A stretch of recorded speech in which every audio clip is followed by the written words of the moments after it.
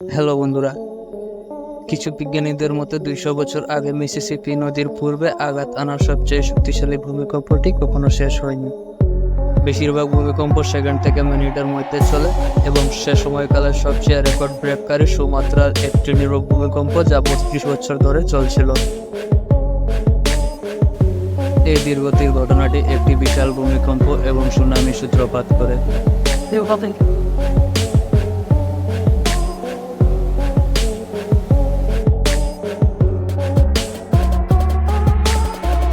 তাই যদি এটি সত্যি হয় তবে নিউ মাদ্রিদের ভূমিকম্পটি এখনো আফটার শক পাঠাচ্ছে। 1811 সালে ডিসেম্বরের উত্তর পূর্বে আরকানসাসের একটি কম জনবহুল অংশে 7.2, 8.2 এবং 7.4 মাত্রার একটি প্রাথমিক ভূমিকম্পের সাথে শুরু হয়েছিল একটি বিশাল ভূমিকম্প। প্রায় 2,32,000 বর্গমাইল এলাকা ক্ষয়ক্ষতি হয়েছিল সেদিনের ভূমিকম্পে।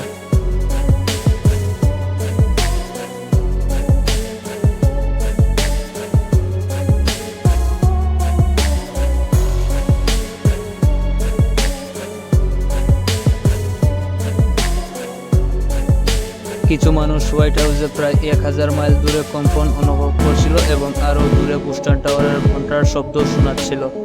এমনকি এটি স্থানান্তরিত স্থল দ্বারা নতুন জলপ্রপাতের উপর কয়েক মিনিটের জন্য শক্তিশালী মিসিসিপিকে পিছনের দিকে প্রবাহিত করছিল।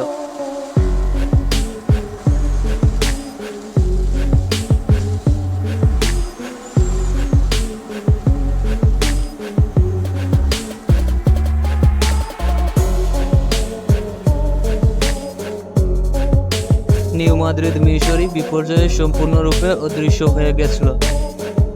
পরের বছর জানুয়ারির শেষ পর্যন্ত পৃথিবী স্থির থাকবে না বলে জানিয়েছিল সেখানকার ভূতত্ত্ববিদেরা।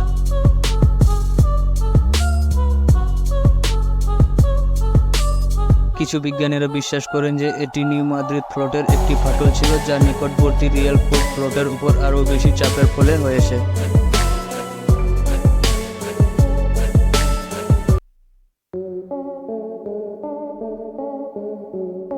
যখন সেখানকার লোকেরা ভেবেছিল যে এটি আরও বেশি খারাপ হতে পারে না, তখন আরও 2 সপ্তাহ কাঁপতে কাঁপতে কেটে যায় এবং রিয়াল কোডের ফ্লোটটি নিউ মাদ্রিদের গভীরে ছিটকে যায়।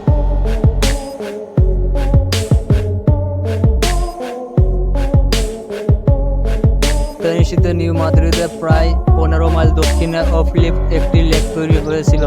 স্টিমবোট সহ হাজার হাজার গাছ পানিতে ভাসছিল। সেন্ট লুইস মিশরিতে যা 160 মাইল দূরে ভবনগুলি খারাপভাবে ক্ষতিগ্রস্ত হয়েছিল এবং 400 মাইল দূরে সিনসিনাটি ওহিওতে আরও কিছু ঘর ক্ষতিগ্রস্ত হয়েছিল।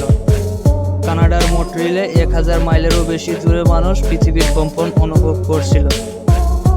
সিসমুল জ্যেষ্ঠরা 1974 সাল থেকে প্রতি বছর নিউ মাদ্রিদ সিসমিক জোনে প্রায় 200টি ছোট ভূমিকম্প নিবন্ধন করে। কিছু গবেষকরা বিশ্বাস করেন যে 30% পর্যন্ত 1811 এবং 1812 সালে সেই বড় ভূমিকম্পের আফটার শক ছিল।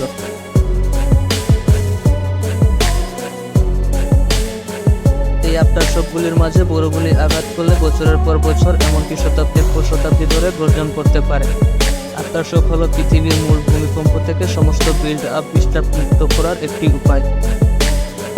প্রথম ভূমিকম্প থেকে যখন পৃথিবী কাঁপে তখন এটি কাছাকাছি পাথরের উপর অনেক বেশি চাপ সৃষ্টি করে এবং সেই চাপের ফলে পাথরগুলি ফেটে যায় এবং আরও বেশি ঝুঁকুনি দেয়, আর এটাই হলো আফটার শক।